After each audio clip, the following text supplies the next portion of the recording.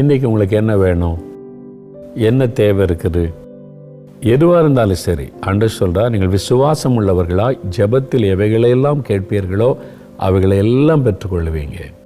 எல்லாத்தையும். உங்களுக்கு என்ன வேணும்?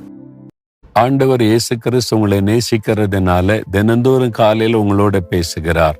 காலையில் உங்களை பலப்படுத்திட்டா அந்த நாள் முழுவதிலும் அந்த பலன், அந்த கிருபை உங்களை தாங்கி நடத்தும்ல. அதனால தான் அதிகாலையில் ஆண்டவர் உங்களோடு கூட பேசுகிறார். அப்போஸ்தலர் நடபடிகள் 14ஆம் அதிகாரம் 8வது வசனத்திலிருந்து 10வது வசனம் வரைக்கும். லீஸ்திராவிலே ஒருவன் தன் தாயின் வயிற்றிலிருந்து பிறந்தது முதல் சப்பானியாயிருந்து ஒருபோது நடவாமல் கால்கள் வழங்காதவனாய் உட்கார்ந்து பவுல் பேசுகிறதை கேட்டுக்கொண்டிருந்தான். அவனை பவுல் உற்று பார்த்து, ரட்சிப்புக்கேற்ற விசுவாசம் அவனுக்கு உண்டென்று கண்டு, நீ எழுந்து காலூன்றி நிமிர்ந்து நில் என்று உரத்த சத்தத்தோடே சொன்னான். உடனே அவன் குதித்தெழுந்து நடந்தான். ரட்சிப்பு என்ற வார்த்தையினுடைய இன்னொரு காரியம், அந்த அர்த்தத்தில் நல்ல சரீர சுகம் அல்லது ஆரோக்கியம். அந்த வியாதி, பலவீனம், நீங்க பாதிக்கப்பட்டு சரீரத்தில் நோயோட கஷ்டப்பட்டு கொண்டு இருக்கலாம். அப்ப நீங்க அந்த ரட்சிப்புக்கேற்ற விசுவாசம் இருந்தா அற்புதத்தை பெற்றுக்கொள்ளலாம். அந்த சுகத்தை பெற்றுக்கொள்வதற்கு ஏற்ற விசுவாசம். சிலருக்கு தலைவலி வந்தா ஜெபித்து சுகம் பெற்றுக்கொள்ளுகிற விசுவாசம் இருக்கும், அவங்களுக்கு உடனே அற்புதம் நடக்கும். அதே சமயத்துல கேன்சர் வியாதி வந்துட்டா அந்த நோயிலிருந்து விடுதலை பெற்றுக்கொள்கிற விசுவாசம் இருக்காது. அழுதுகிட்டே இருப்பாங்க, எனக்கு ஏன் இப்படி ஒரு வியாதி வந்துச்சு, எனக்கு ஏன் ஆண்டவர் இந்த வியாதியை தந்தார், என்னவோ ஆண்டவர் எங்கள் வீட்டில் வந்து கொஞ்சம் வியாதி வச்சுக்கன்னு கொடுத்துட்டு போன மாதிரி இவங்க ஆண்டவரே குறை சொல்லிக்கிட்டு இருப்பாங்க. அதனால தான் நமக்கு சுகம் உண்டாகலை. இயேசு கிறிஸ்து யார் வீட்டுக்காவது வந்து இந்த வியாதியை வச்சுக்கன்னு சொல்லியிருக்காரா? அப்படி யாராவது இங்கே இருக்கீங்களா? இயேசு எங்கள் வீட்டுக்கு வந்து எனக்கு இந்த வியாதியை தந்துட்டு போயிருக்கான்னு சொல்ல முடியுமா? ஒரு நாள் அப்படி சொல்லக்கூடாது. ஆமேன்னு சொல்லுங்க. வியாதி வர பல காரணம் இருக்கிறது. பாவத்தினால, சாபத்தினால, சில மீறுதல்னால, நம்முடைய சரீரத்தை கவனிக்காததுனால, பிசாசினால உண்டாகிற ஒரு காரணம். சாத்தான் தான் வியாதியை கொண்டு வருகிறவன். பாருங்க, கொள்ளை நோய், நடமாடுகிற கொள்ளை நோயா, இரவில் நடமாடும் கொள்ளை நோய், மத்தியானத்தில் பாழாக்கும் சங்காரம். அப்படியே நோய் ரோட்ல நடமாடுமா. உங்க வீட்டில் ஆண்டோடைய பாதுகாப்பு இல்லாட்ட அந்த வீட்டுக்குள்ள வந்துடும். அதான் அவனுடைய அர்த்தம். அப்போ உங்க வீட்டை சுற்றிலும் கர்த்தருடைய வேலி இருக்கணும். நீங்க நல்ல ஜெபம் பண்ணி கர்த்தருக்குள்ள இருந்தா கர்த்தருடைய பாதுகாப்பு இருக்கும். எந்த வியாதி உங்க வீட்டுக்குள்ள வராது. அல்லேலூயா சொல்லுங்க. அதையே மீறி வந்துட்டா சில காரணங்கள் இருக்கலாம். நீங்க சோர்ந்து போகாதுங்க. சுகம் கொடுக்கிற இயேசு நமக்கு இருக்கிறார். எந்த வியாதியா இருக்கட்டும், கேன்சரா இருக்கட்டும், ஆஸ்துமாவா இருக்கட்டும், எந்த டிசீஸா இருக்கட்டும், இயேசுவால குணமாக்க முடியும். ஆமேன். இங்க டாக்டர்ஸ் இப்போ போனா ஏதாவது ஒன்றுல ஸ்பெஷலிஸ்டா இருப்பாங்க. Skin specialist, eye specialist, heart specialist. அப்படின்னா ஹார்ட் பாதிக்கப்பட்ட அவர்கிட்ட போங்க, கண்ணு பாதிக்கப்பட்ட கண் டாக்டர்கிட்ட போங்க. அப்போ ஒவ்வொன்றுக்கும் ஒரு டாக்டர். பல்லு பாதிக்கப்பட்ட பல் டாக்டர்கிட்ட போங்க அப்படின்னு. அதில் ஸ்பெஷலிஸ்ட் இருப்பாங்க, அவங்க அதை பற்றி தெரிஞ்சிருக்கும். ஆனால் இயேசு கிறிஸ்துக்கு எல்லாத்துக்கும் ஸ்பெஷலிஸ்ட். ஆமேன்னு சொல்லுங்க. என்ன வியாதி, கேன்சரா, அவர் சுகமாக்குவதில் ஸ்பெஷலிஸ்ட். ஹார்ட் ப்ராப்ளமா, அதை சுகமாக்குவதில் ஒரு ஸ்பெஷலிஸ்ட். ஸ்கின் டிசீஸா, அதில் சுகமாக்குவதில் ஸ்பெஷலிஸ்ட். நரம்பு மண்டலம் பாதிக்கப்பட்டிருக்கு அப்படின்னா அதுக்கும் அவர் ஸ்பெஷலிஸ்ட். கிட்னி பாதிக்கப்பட்டிருக்குன்னா அவர் கிட்னி அந்த நோய்க்கும் ஸ்பெஷலிஸ்ட். அல்லேலூயா சொல்லுங்க. வெறும் வியாதிக்கு மாத்திரம் இல்லை, கடன் பிரச்சனை, திருமண காரியம் நடக்கல, இது மாதிரி போராட்டம், எனி ப்ராப்ளம், எந்த வியாதி எந்த பிரச்சனையா இருந்தாலும் இயேசு அதை மாற்ற ஸ்பெஷலிஸ்டாவே இருக்கிறார். அல்லேலூயா. அவரால் குணமாக்க முடியாத வியாதி ஒண்ணுமே கிடையாது. ஒவ்வொரு ஆசீர்வாதத்துக்கும் ஒவ்வொருட்ட போன தேவையில்லை. ஒரே ஆண்டவர், அந்த ஒரு தேவன் அண்ட சராசரத்தை ஆளுகை செய்கிறவர். அந்த ஒரு தேவன் அத்தனை பிரச்சனைக்கும் அவர் தீர்வு கொடுக்கிற தேவன் அவர். ஆமேன். இந்த பிரச்சனைக்கு நான் இல்லப்பா அவரை பாருங்கன்னு இயேசு சொல்ல மாட்டார். அவர் ஒருவர் தான் எந்த பிரச்சனையும் அவர்கிட்ட கொண்டு போகலாம், எந்த வியாதிக்காக அவரிடத்துல போகலாம், அவர் குணமாக்கிடுவார். ஆமேன். அவர் எதிர்பார்க்கிற ஒரே ஒரு காரியம் என்ன? ரட்சிப்புக்கு ஏற்ற விசுவாசம் இருக்கணும், அவ்வளவுதான். சுகத்தை பெற்றுக்கொள்வதற்கு ஏற்ற விசுவாசம் இருக்கணும், அவ்வளவுதான். இந்த அற்புதத்தை பெற்றுக்கொள்வதற்கேற்ற விசுவாசம் இருக்க வேண்டும். அந்த விசுவாசம் ஒன்றைத்தான் ஆண்டவர் பார்க்கிறார். இங்கே பவுல் அவனை உற்று பார்க்கும்போது பரிசுத்த ஆவியானவர் மூலமாய் ஒரு காரியத்தை அறிந்து கொள்கிறார். இவனுக்குள்ளே ரட்சிப்புக்கு ஏற்ற விசுவாசம் இருக்கிறது. இயேசுடைய வசனத்தை கேட்க கேட்க அப்படியே இயேசுவின் மேல ஒரு விசுவாசம். அந்த விசுவாசத்தை ஆண்டவர் பார்த்த உடனே பவுல் இப்பொழுது அவனை எழுப்பி நடக்க சொல்கிறார். அற்புதம் நடந்து விட்டது. விசுவாசம் அற்புதத்தை கொண்டு வருகிறது. ஆமென். பவுல் இவன் மேல கை வச்சாரா? இல்ல. ஜெபம் பண்ணாரா? இல்ல. எண்ணெய் பூசினாரா? இல்ல. தூரத்துல இருந்து ஒரு வார்த்தை தான் சொன்னார். பக்கத்துல கூட போகல. தூரத்துல இருந்து ஒரு வார்த்தை சொல்றார், நீ எழுந்து குதித்து எழும்பி நட. அவ்வளவுதான். நான் பல முறை சொன்னாலும் திரும்ப ஒருக்க ஞாபகப்படுத்துகிறேன். டொரண்டோ பட்டணத்துல ஊழியத்துக்கு போயிருந்தோம். கனடாவில் போயிருந்தபோது ஒரு நாள் கடைசி கூட்டம். 3 நாள் விடுதலை பெருவிழா முடிஞ்சு கடைசி நாள் அந்த சர்ச்சில் ஆண்டு விழா கூட்டம். அந்த சர்ச் ஃபுல்லாக ஆட்கள் இருக்கிறாங்க. நான் பிரசங்கம் பண்ண ஆரம்பிச்சிட்டேன். அப்போதான் ஒரு சகோதரி வீல் சேரில் தன் கணவரை வச்சு தள்ளிக்கிட்டு வர்றாங்க. நடக்க முடியாத கணவர் வீல் சேரில். இலங்கை தேசத்தை சார்ந்த தமிழர்கள். அந்த கணவருடைய ஸ்பைனலில் அந்த எலும்பில் கேன்சர்னு சொல்லிட்டாங்க.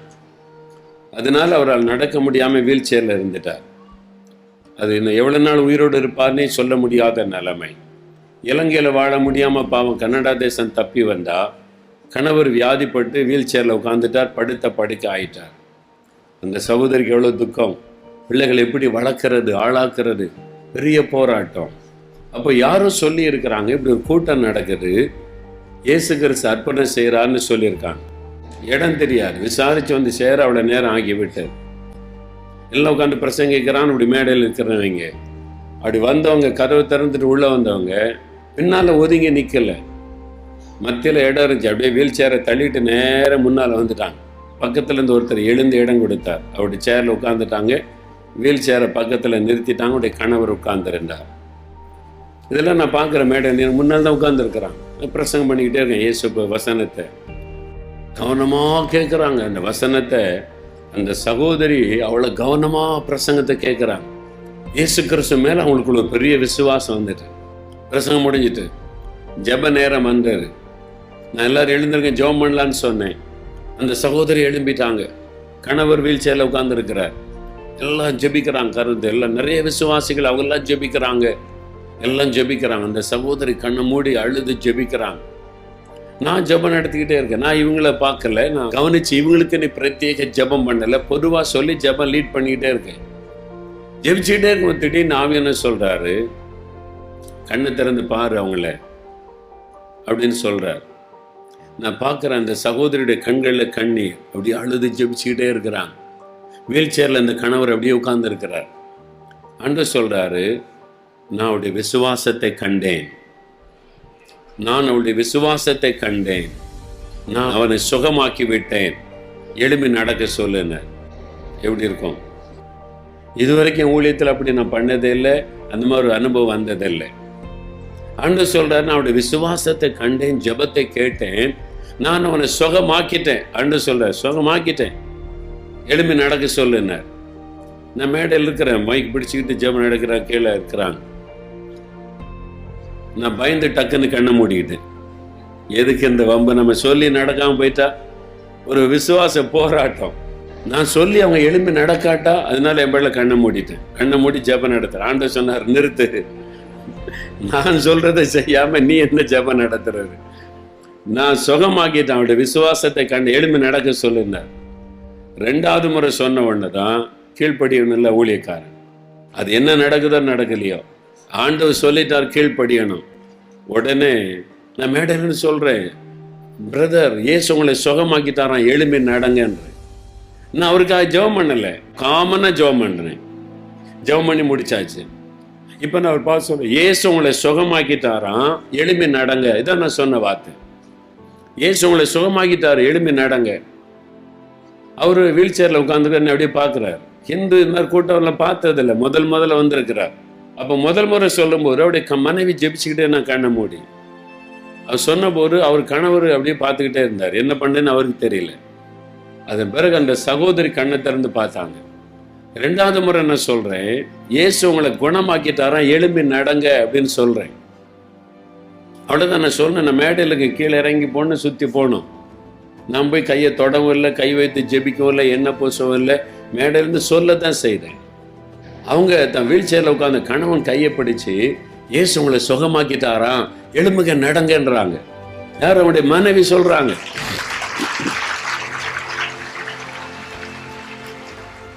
இயேசு உங்களை சுகமாக்கிட்டாராம், எழும்பு நடங்கன்னு கையை பிடிச்சு அவங்க தூக்குனாங்க பாருங்க. நடக்க ஆரம்பிச்சிட்டார்.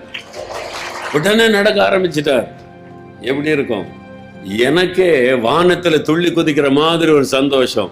ஓ, நம்ம ஒரு வார்த்தை சொன்னோம், அற்புதம் நடக்குது அப்படின்னு. நான் போய் தொடவும் இல்லை, அவருக்காக ஜெபிக்கவும் இல்லை. சுகமாக்கினவர் இயேசு. எதனால சுகமாக்கினார்? மோகலாசத்தினால இல்ல, அந்த சகோதரனுடைய விசுவாசத்தை பார்த்து கணவரை குணமாக்கி விட்டார். ஆண்டவர் சொன்ன, அவருடைய விசுவாசத்தை நான் கண்டேன். அந்த சகோதரிக்குள்ள வசனத்தை கேட்ட உடனே விசுவாசம், அதை என்னால் ஆவியிலே பார்க்க முடிந்தது. பவுல் அவனை உற்று பார்த்து, ரட்சிப்புக்கேற்ற விசுவாசம் உண்டு என்று கண்டு, நீ எழும்பி கால் ஊன்றி நில் என்று சொன்னார். அவர் போய் தொடவும் இல்லை, ஜெபிக்கவும் இல்லை, எண்ணெய் பூசவும் இல்லை, சொன்னார், அவ்வளவுதான். அப்ப அந்த அற்புதம் எப்படி நடந்தது? அந்த மனிதனுக்குள்ளே உண்டான விசுவாசம். அல்லேலூயா. இந்த சகோதரர் மேல நான் கை வைத்து ஜெபிக்கவும் இல்லை, அல்லது இவருக்காக எல்லாரும் பிரத்யேகமா ஜெபம் பண்ணுவோம், ஜெபம் நடத்தவும் இல்லை, அவர் பேர் சொல்லி ஜெபிக்கவும் இல்லை, எண்ணெய் பூசவும் இல்லை. அவங்க ஜெபிச்சாங்க. ஆண்டவர் சொன்னார், நான் அவருடைய விசுவாசத்தை கண்டேன், எழும்பி நடங்கன்னு. அவ்வளவுதான். அவருடைய மனைவி எழும்பி நடக்க வச்சுட்டாங்க, கை தூக்கி விட்டாங்க, நடக்க ஆரம்பிச்சுட்டார். எப்படி இருந்திருக்கும்? துக்கத்தோடு வந்தவங்க மகிழ்ச்சியோடு திரும்பி போனாங்க. ஆமென். அல்லேலூயா. ஒரு வருஷம் கழிச்சு அடுத்த வருஷம் ஊழியத்துக்கு போயிருந்தேன். என்ன, அன்றைக்கு ராத்திரி ஃப்ளைட்டு கூட்டம் முடிச்சுட்டு நைட்டு எனக்கு விமானம் புறப்பட்டு வந்துட்டேன். அடுத்த வருஷம் ஊழியத்துக்கு போயிருந்தேன். ஒரு ஸ்கூல் ஹாலில் நடைபெற்றது. முதல் நாள் கூட்டம் முடிஞ்சிட்டு சிலர் மேடையில் வந்து எனக்கு கை கொடுத்து வாழ்த்து சொல்ல, தொடர்ந்து போகிறதுனால பழகினவங்களாம் வந்தாங்க. அப்போ ஒருத்தர் வந்தார், நல்ல டையெல்லாம் கட்டி கோட்டு சூட்லாம் போட்டு கம்பீரமாக வந்து, பிரைஸ் தி லார்ட் பிரதர் அப்படின்னு கை கொடுத்தார். நானும் கை கொடுத்தேன். என்ன தெரியுதான்னு கேட்டார். இல்லையே, நானும் சில வருஷமாக வர்றேன், சில குடும்பம் தான் எனக்கு நல்ல பழக்கம் தெரியுது, நீங்கள் புதுசாக இருக்கீங்களே என்ன. போன வருஷம் நீங்கள் வந்தபோது அந்த கடைசி கூட்டத்தில் வீல் சேரில் ஒரு ஆள் வந்தார்ல, அது எனக்கு ஞாபகம் இருக்கிற. அதான் நான் அன்றைக்கு இயேசு என்னை குணமாக்கினார். இப்ப நல்ல சுகமாகி நான் வேலை செய்யறேன், சம்பாதிக்கிறேன். கர்த்தர் என்னை நல்ல சுகத்தோடு வைத்திருக்கிறார். அல்லேலூயா. டாக்டர்கள் பரிசோதிச்சு பார்த்தா கேன்சரை காணும். ஆனா அவங்களால நம்ப முடியல. இது எப்படி? என்ன, சிலருக்கு மெடிக்கல் சயின்ஸ் புத்தி வந்துட்டுன்னா ஆண்டவர் செய்கிற அற்புதத்தை நம்பவும் தெரியாது. கர்த்தரை விசுவாசிக்கிற டாக்டர் நம்புவாங்க. கடவுள் நம்பிக்கை இல்லாத ஆட்களுக்கு ஆண்டவருடைய அற்புதத்தை நம்ப தெரியும். அவங்க சொல்லிட்டாங்க. இது எங்களுக்கு ஆச்சரியமாக இருக்குது, இந்த கேன்சர் என்ன ஆச்சுன்னு தெரியல. இல்லை, ஆனால் நாங்கள் இப்போ நம்ப மாட்டோம். 3 வருஷம் உங்களை வர செக் பண்ணிட்டு தான் உங்களுக்கு கேன்சர் இல்லைன்றதை நாங்கள் ரிப்போர்ட் தருவோன்ட்டாங்க. நீ எப்போ வேணாலும் ரிப்போர்ட் கொடு, பரலோக ரிப்போர்ட் கொடுத்தாச்சு, கேன்சர் மறைஞ்சிட்டு. அல்லேலூயா, அல்லேலூயா. இயேசு செய்த அற்புதம். எப்படி இந்த அற்புதம் நடந்துச்சு யோசித்து பாருங்க. விசுவாசம். ஆமென். விசுவாசம். ஆண்டவர் உங்களுக்குள்ள ஒரு விசுவாசத்தை தான் எதிர்பார்க்கிறார். ரட்சிப்புக்கு ஏற்ற விசுவாசம். நீங்க சுகம் பெறணுமா, அந்த சுகத்தை பெற்றுக்கொள்வதற்கு ஏற்ற விசுவாசம். உங்க கடன் பிரச்சனை மாறணுமா, அந்த கடன் பிரச்சனை மாறுவதற்கு ஏற்ற ஒரு விசுவாசம். உங்க கணவர் ரட்சிக்கப்படணுமா, அவர் ரட்சிக்கப்படுவார் என்பதற்கு ஏற்ற விசுவாசம். நீங்க படிப்புல வெற்றி பெறணுமா, அதுக்கேற்ற விசுவாசம். சிலர் சொல்லுவாங்க, நான் இத்தனை மார்க் எடுக்கணும்னு விசுவாசத்தோட ஜெபிச்சேன். கர்த்தர் அவ்வளவுதான் மார்க் கொடுப்பார். உங்க விசுவாச அளவின்படி அற்புதம் நடக்கும். அல்லேலூயா. உங்க விசுவாச அளவின்படி ஆண்டவர் அற்புதம் செய்ய. அதனாலதான் கர்த்தரிடத்துல பெரிய காரியத்தை கேட்கணுமா. அல்லேலூயா.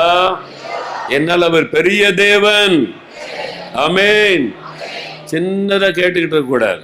ஆண்டவர் பாப்பார், நீ சின்னதான கேட்டா உன் விசுவாசத்தின்படி வச்சுக்க. நீங்க பெருசா கேட்டா பெருசா தருவார். ஆமென். கேன்சர் வியாதி இது மறையும், விசுவாசிங்க. இன்றைக்கு உங்களுடைய சரீரத்துல எந்த வியாதி, என்ன பலவீனம், எந்த நோயினால தாக்கப்பட்டிருந்தாலும் இப்ப நீங்க சுகமாக போறீங்க. நீங்க பிறக்கும் போது உள்ள வியாதி இன்றைக்கோடு மறைய போகிறது. பல வருஷமா உங்களை தொடர்ந்து வருகிற நோய் இன்றைக்கோடு மறைய போகிறது. உங்களுடைய விசுவாசத்தை ஆண்டவர் கனப்படுத்த போகிறார். விசுவாசிக்கிறீங்களா? அல்லேலூயா. உங்களுடைய கடன் பிரச்சனை மாற போகிறது. இன்றைக்கு இப்போ விசுவாசிங்க. இப்போ ஆண்டவர் என்னை குணமாக்குவார். இப்போ நான் நடக்க போறேன். இப்போ என் கண்ணுல தெளிவான பார்வை வரும். ஆண்டவர் புது கண்களை தருவார், புதிய சிறுநீரகமாக்குவார், புதிய இருதயத்தை தருவார், என் நரம்பு மண்டலத்தை புதுசாக்குவார், என் ரத்தத்தில் இருக்கிற புற்றுநோய் மறையும், என் ரத்தத்தை அவர் புதிதாக்குவார். நீங்க விசுவாசித்தா அப்படியே நடக்கும். ஆண்டவர் செய்தியின் மூலமாய் உங்களோடு பேசுகிறார். நீங்கள் அதை உணர்றீங்கல்ல? ஆண்டவர் உங்களோடு பேசுவதை, உங்களுடைய விசுவாசத்தை பலப்படுத்துவதை உணர்கிறீங்க. நம்ம வசனத்தை கேட்க கேட்க விசுவாசம் பலன் அடையும், விசுவாசம் பெருகும் என்று வசனம் சொல்லுகிறாரு. இன்றைக்கி உங்களுக்கு என்ன வேணும்? என்ன தேவை இருக்குது? எதுவாக இருந்தாலும் சரி, ஆண்டவர் சொல்கிறார், நீங்கள் விசுவாசம் உள்ளவர்களாய் ஜெபத்தில் எவைகளையெல்லாம் கேட்பீர்களோ அவைகளை எல்லாம் பெற்றுக்கொள்வீங்க. எல்லாத்தையும். உங்களுக்கு என்ன வேணும்? இன்றைக்கி என்ன உங்களுக்கு காரியம்? இன்றைக்கு இப்போ அவசரமாக என்ன காரியம்? இந்த வியாதி நீங்கணும், இந்த தடை மாறணும், எனக்கு வேலை கிடைக்கணும், இந்த கடன் பிரச்சனை ரொம்ப இருக்குது, என் குடும்பத்துக்குள்ள சமாதானம், இவங்க ரட்சிக்கப்படணும். ஏதோ ஒரு காரியம் இன்றைக்கு அவசரமாக உங்களுக்கு தேவை. அந்த காரியத்தை முன்வைத்து விசுவாசத்தோடு இப்போ ஜெபிக்கணும். சரியா? என் கூட சேர்ந்து ஜெபிக்கிறீங்களா? உங்களோட விசுவாசத்தை அறிக்கையிட்டு ஜெபிக்கணும். ஆண்டவரே, இன்றைக்கு இப்போ எனக்கு இது நெருக்கமான ஒரு காரியம், இந்த காரியத்தில் ஒரு அற்புதம் நடக்கணும், நீங்கள் அதை செய்யணும், நான் விசுவாசிக்கிறேன்னு சொல்லி இணைந்து ஜெபிக்கலாமா? ஆண்டவர் அற்புதம் செய்வார். தகப்பனே, உம்முடைய பிள்ளைகளோடு இணைந்து ஜெபிக்கிறேன்.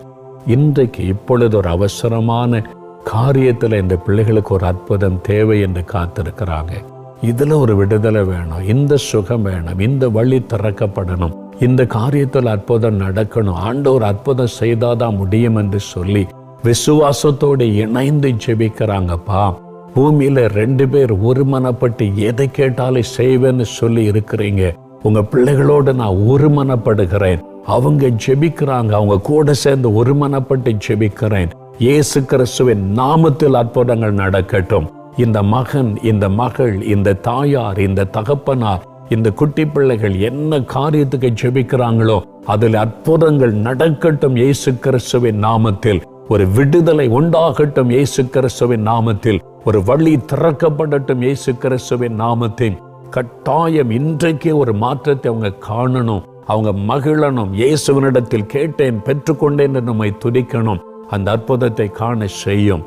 இயேசு கிறிஸ்துவின் நாமத்தில் ஜெபிக்கிறபடியால் நாங்கள் பெற்றுக்கொண்டோம் என்று விசுவாசிக்கிறோம். இயேசு கிறிஸ்துவின் நாமத்தில் ஆமேன், ஆமேன். பிரியமானவர்களே, ஆண்டவர் ஜெபத்தை கேட்டார். நீங்க என்ன கேட்டீங்களோ அதில் அற்புதம் நடக்கும். விசுவாசிக்கிறீங்களா? விசுவாசத்தோடு எதிர்பாருங்க, அற்புதங்களை காண்பீங்க. ஆமேன்.